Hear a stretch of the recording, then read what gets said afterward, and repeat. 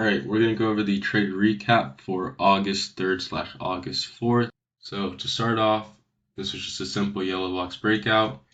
We came out, closed above, but when we did, we also formed a single print. So I set up an order for when we retested the top yellow box and cleared the single print. We got filled on that.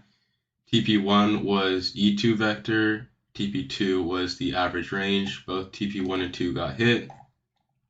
Then after that, we had the setup on QQQ. So you can see we entered in on ES shorts at 3549.25 and QQQ 374 puts at 0.34.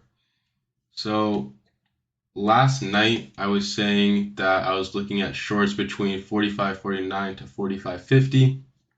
The reasoning behind this was we had an imbalance up at 45.49.25. So that was our entry for our shorts, and when that got swept, we were also touching the resistance on Sam's QQQ chart, and we were also at another resistance on our QQQ chart, or just above it.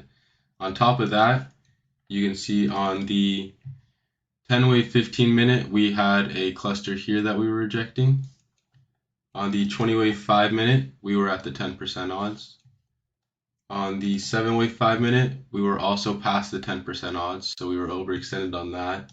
And then on the 100-way 5-minute, we were up at the 20% or 10%. So all of that put together, we are at resistance on the 100-way 5-minute, 7-way 5-minute, 20-way 5-minute, as well as the 10-way 15-minute. That was our confluence for entering the trade.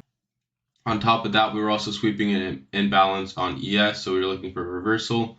I stopped out of the play at break even on ES since we were already up so nice on all the other plays, but obviously you can see now should have just waited for a close above 45.50 to be our stop, because then it rode from our entry at 45.49.25 all the way down to 45.18.75. So it could have caught a nice 30 points. Unfortunately, stopped out a little early. On the QQQ contracts, you can see we got about 500% out of them at our peak. I think they peaked at 497%. Great day overall. About to pass the take profit funded account that I'm on, and definitely going to have a futures challenge account coming out soon so people can follow along. I believe the yellow box took a win every day this week. Let's see, we had breakout here to average range, good. We had the breakout here, average range, another win.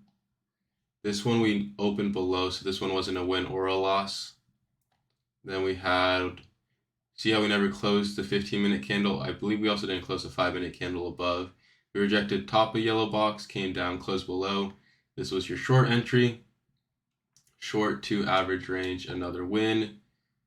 And I believe this was the only one you could, I guess, consider a loss because we didn't touch average range. But if you use the trailing stop, like we say, after you're about 4 points in profit, you set a stop at break even or in profit, this would have been another win.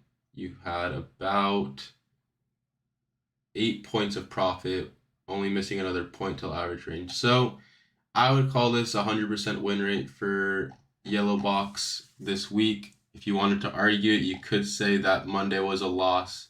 But aside from that, great week overall. Any questions, feel free to ask, and I'll see you guys in the next one.